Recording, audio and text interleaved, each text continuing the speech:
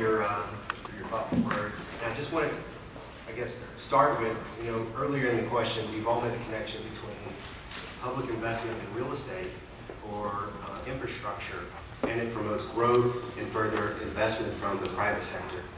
Yet, no one's made that connection with renewable energy, as renewable energy will create jobs and then lower the electric bills for the consumers within the city of Houston.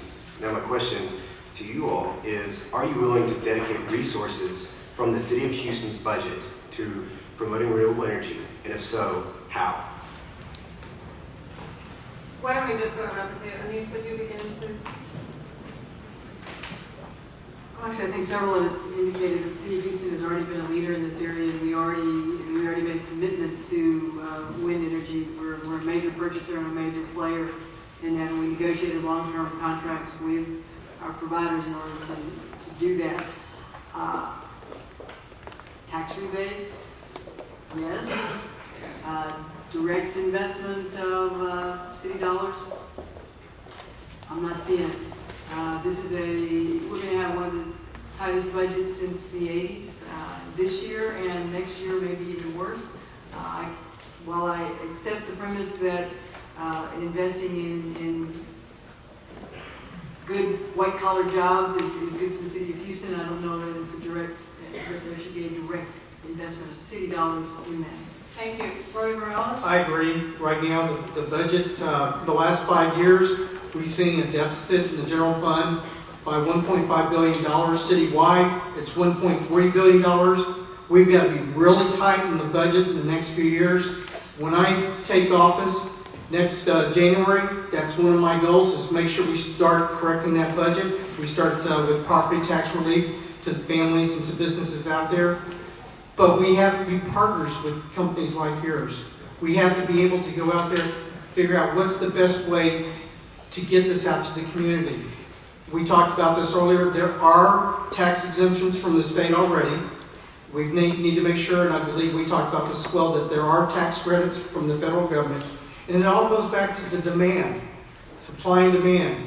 If there's enough that we can convince out there that this is a long-term commitment, not just 12 months, paying Reliant or Direct Energy, but this is a long-term commitment, like their homes are a long-term commitment. We'll open up some eyes, and hopefully they'll start going in this direction. Gene Law? I think we didn't address it during the responses because we only had 2 minutes, and the question really inquired of specific recommendations.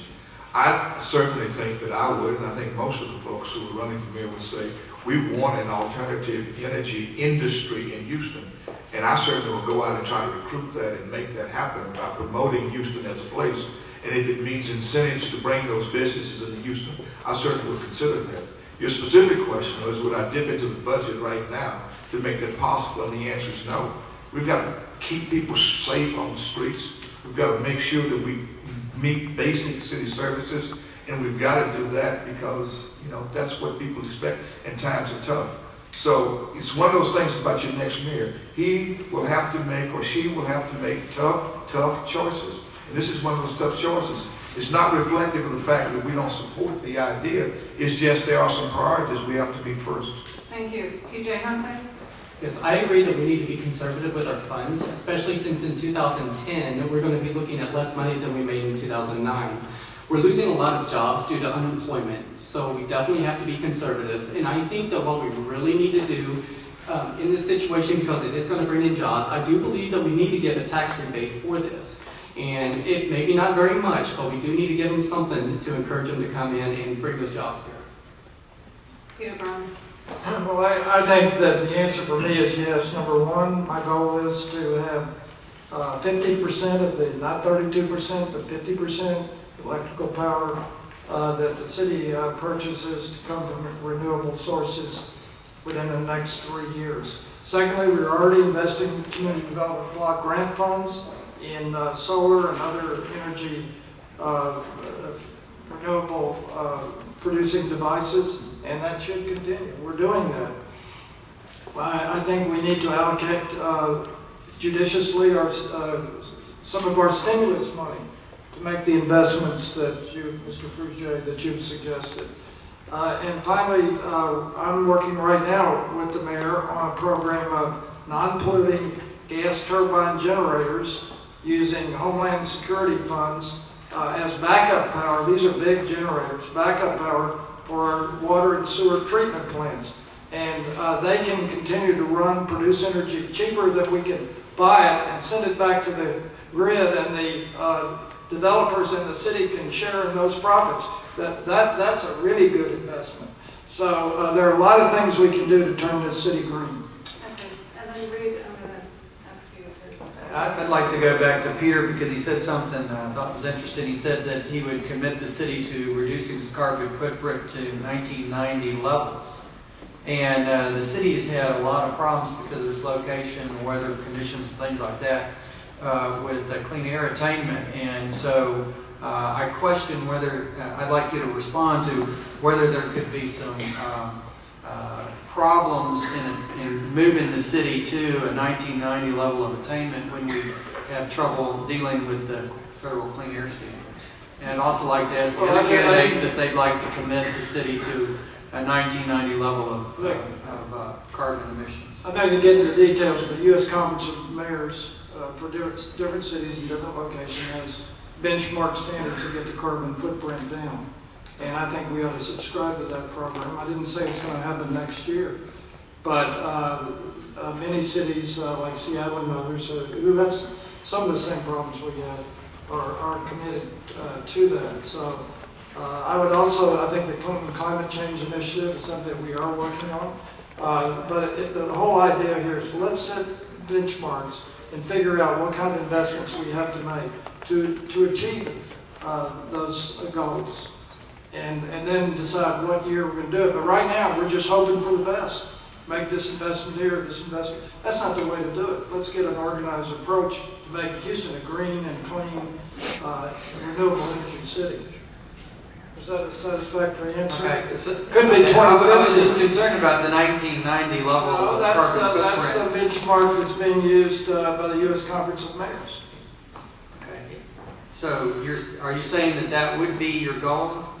That's our long-range goal. Okay. I'd just like to ask the other candidates if they would agree that that would be their goal. Yes, it would, just so it didn't cost too much money. Like I stated earlier, we have got to be very, very conservative with our funds because in 2010, we're not going to have as many funds to manage as what we did in 2009. But if at all possible, if it's in the budget, yes, I would do that. Gina?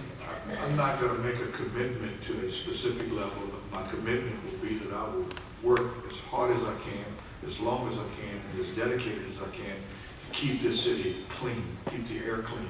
I think there are a lot of factors that would go into one making a promise to reach a certain level, and I'm not prepared to do that, but I am prepared to give a commitment to work as hard as I can, as long as I can, to make it happen. Well, I'm not sure where TJ's coming up with his numbers for 2010 as far as revenue, but we always have growth. We're always going to see an increase in the revenue coming into the city.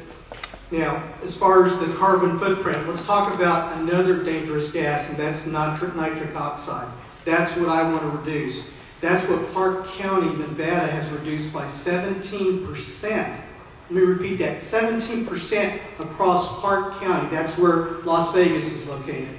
And they've done that with new technology, new additives for the engines that they have. And I've approached the city several times on this to start testing it. It's been tested on the East Coast. It's been tested in the Central Mountains. It's now time to test it here. I think that's an important area that we need to reduce is the nitric oxide. And Anise?